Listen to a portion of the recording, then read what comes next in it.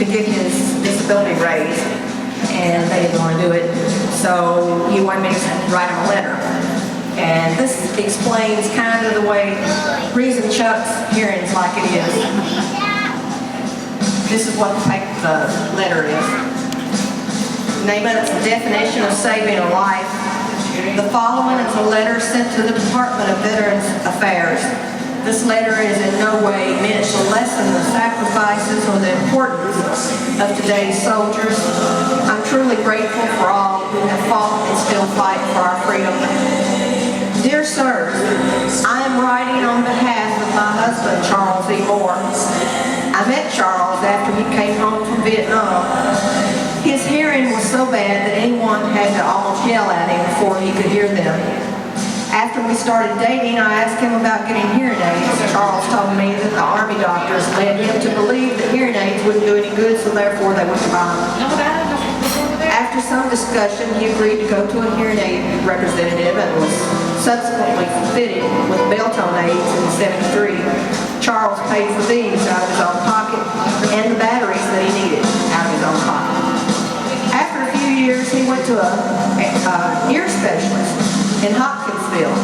The doctor was an Army veteran in private practice. That doctor urged him to try the VA. That's when Charles got into the system. The hearing aids help, but there is still so much that Charles has missed and that we have missed as a couple and a family with our 2 daughters. He could not hear the simple things that most people take for granted. Birds singing, your child's first words, whispers. Small children don't understand that Daddy can't hear whispers when everyone else can. Sermons at church, lyrics to songs. The only songs he knows are the ones that were popular before he lost his hearing in service. There are way too many things to mention. Charles' hearing has gotten noticeably worse for the past year and a half or so. I noticed that he cannot take part in conversations involving more than one person. He has to be able to watch the other person's face while they're talking. He can't hear a vehicle if he is driving and it starts to make a strange noise and continues to drive it, thereby causing costly damage to the vehicle. He cannot take care of any of our business over the phone. I even have to call the VA about appointments and prescriptions. Now, with all of that said, I am so proud of my husband. He has managed to go through all of this without losing the drive to move ahead. A lesser person would have given up a long time ago. The reason Charles lives with this disability is because he answered the call, just as these old soldiers today are doing. And he fought for my freedom to be able to voice my opinions as I am doing now. Charles went when his country called, even though Vietnam was not a popular war.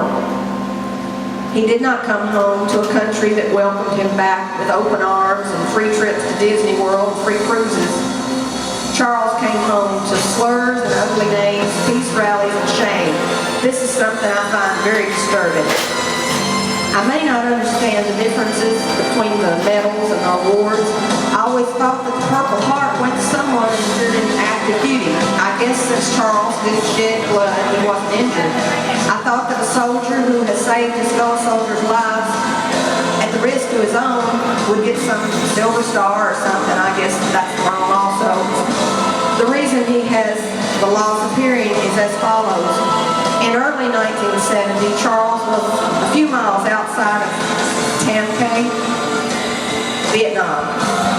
His group was on combat search looking for Charlie. There were 3 men with Charles and an armored personnel carrier. Charles was the driver. The driver wore headphones that sometimes would have a high-pitched squeal. Charles had to keep the vehicle in the exact tracks of the vehicles in front of him. If he were to veer out of those tracks, there was a good chance of hitting a landmine and killing all people on board. They were going across a rice paddy. About halfway across, the headphones started to have an unusually high-pitched squeal. Charles could not turn loose of the controls in order to remove the headphones until he reached the outer area away from the rice paddy. When he finally did, the damage was done. The nerves in his ears were irreversibly damaged. If Charles had done what comes natural to most of us and removed the headphones that were hurting him, he and the 3 other men probably would not be alive today. And if that is not the definition of saving someone's life, please tell me what is. I hereby certify that the information I have given is true and the best of my knowledge and belief. Respectfully, Rhonda Moore. Thank you.